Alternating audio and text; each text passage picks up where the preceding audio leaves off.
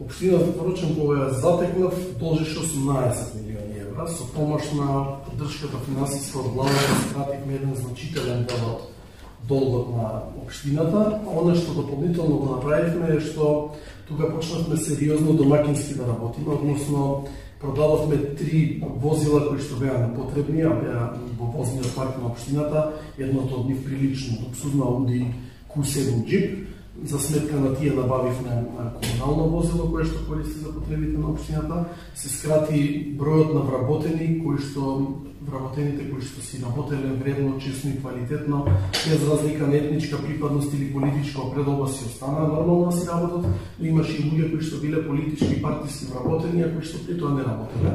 Тука скративме сериозна бројка, можеби 100 луѓе се скратија во тој дел и се осврнавме само на ефикасност и ефективност на администрацијата и оптимизирање на трошоците.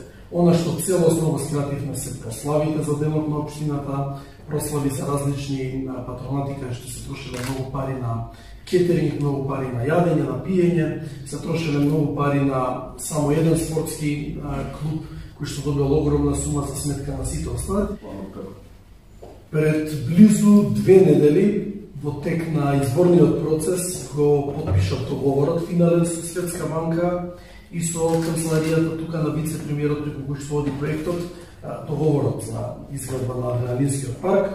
Во моментов се финишира со административно-техничките работи, да се отвори посебна наменска сметка, да се распишат тендерите и слично. Верувам дека во текот на летото ќе почне да се поставува паркот, имајќи во предвид дека и самиот проект е ограничен со рокови. Односно треба во одреден период да биде целосно завршен и да се пушти во употреба.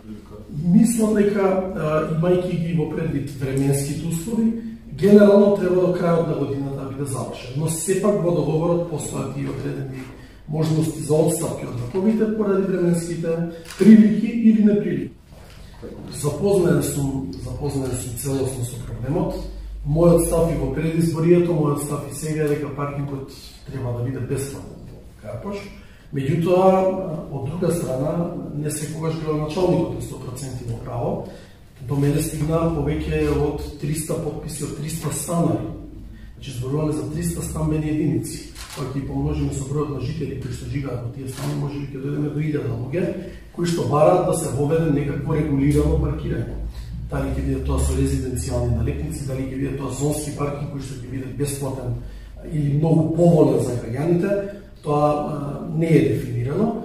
Меѓутоа, сепак, големиот број на подписи и барање од граѓаните ме става мене во позиција да ја разнам мојата позиција почетна, односно не да ја променам мојата позиција за бесплатно паркирање, туку евентуално во летниот период ние сме спремни да направиме дури и нешто што досега не било направено. Тоа е малоски референдум или изјаснување на ниво на населба, на ниво на урбана заедница.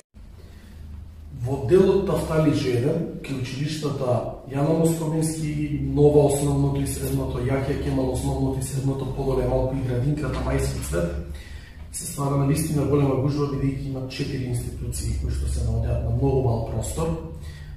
Тука ние веќе го поминавме и на Совет, поминати и из институции, во моментот е во фаза на имплементација проектот за еднонасочен сообраќај на улицата Прашка.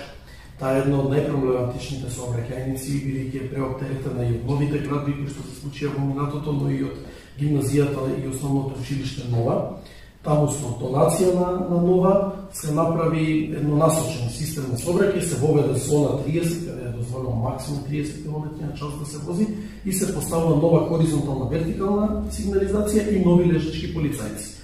Во финална фаза ние во органите на градот Скопје и на полицијата проектот за обезбедување на со лежачки полицајци и забавувачи на брзина на улица Варшавска. Повторно веќе искористам приликата, битно е и граѓаните да знаат какви се надлежностите.